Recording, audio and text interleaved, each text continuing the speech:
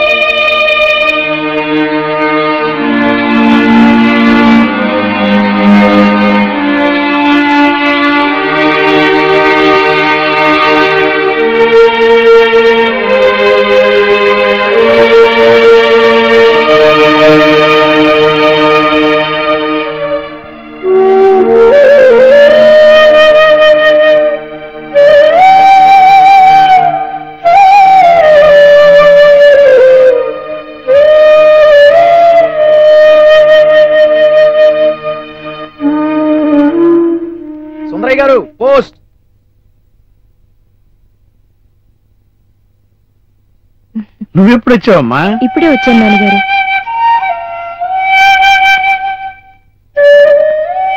ఈ పథకాన్ని రోజు 2 పూట్ల మీ చేతిలోకి తీసుకుంటే కాని మీకు పొద్దుపోదా నాన్నగారు? అదంతేనమ్మా. ఈ స్పర్శ, ఆ జ్ఞాపకాలు. నాన్నగారు, ఇది బాధ కాదమ్మా, ఆ మధురానుభూతి తాలూకు తన్మయం. ఆ తీపి జ్ఞాపకాల్ని నా గుండెల్లోనే దాచుకున్నాను. అవి ఎన్నటికీ చెరిగిపోవు, మాసిపోవు. అవి అమృత క్షణాలు. గురువులకు గురువు రాధాకృష్ణన్ గారు ఏమన్నారో తెలుసా? నేను భారత రాష్ట్రపతిగా కంటే ఉపాధ్యాయుడిగా ఎక్కువ గర్వపడతానన్నారమ్మా. ఏంటి స్కూల్ విశేషాలు?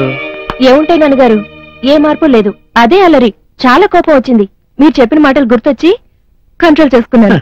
ఇతరులను క్షమించడం అంటే మన ఆలోచన ధోరణిలో ఉన్న పొరపాట్లను సవరించుకోవటమేనమ్మా. వాళ్ళు చదువు విషయంలో తప్ప అన్ని విషయాల్లో బాగున్నారు నాన్నగారు. అంటే ఆటల్లో, పాటల్లో, అన్నిట్లోనూ చాలా షార్ప్. చేసిన పనుల వల్ల ఎవరు గొప్పవాళ్ళు కారమ్మా. గొప్పవాళ్ళుగా ఎవరు పుట్టరమ్మా. మనం మౌలు చేసుకోవాలి. దానికి చాలా ఓపిక కావాలి.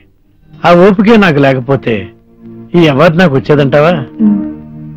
టైం తీసుకున్నా నా ప్రయత్నం మాత్రం మానను. వాళ్ళని మార్చగల శక్తి నాకుంది. సంకల్పం మంచిదైతే శక్తి వెతుక్కుంటూ వస్తుందమ్మా. అన్నట్టు ఈ వారం మార్గదర్శి ఎవరమ్మా? చూస్తున్నాను నాన్నగారు.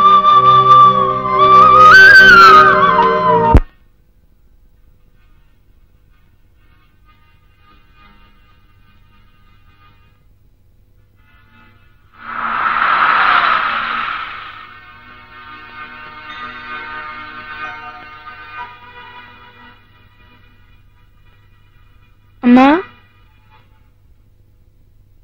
అమ్మా,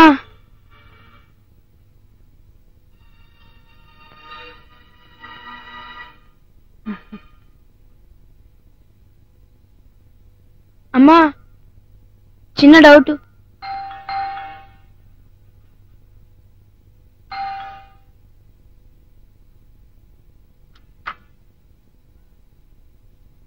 అమ్మా ఏంట్రా? చిన్న డౌట్. అక్కనడుగు వెళ్ళు. కథ అప్పుడే అయిపోయింది, కథే కదల్లేదు.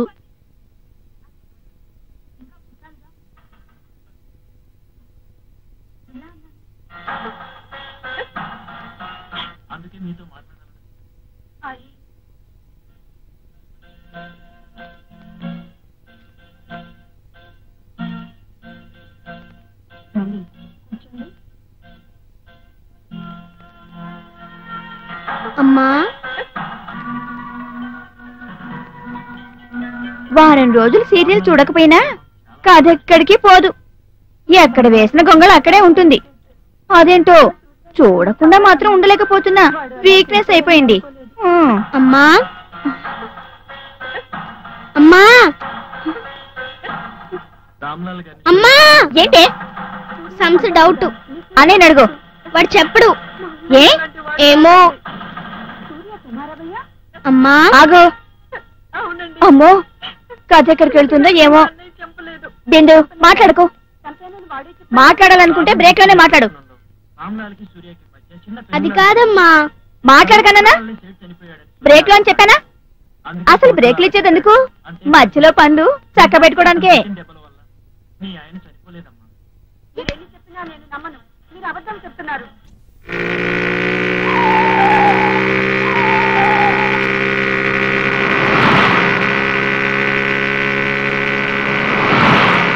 ఎలా ఉండదు నా సినిమా?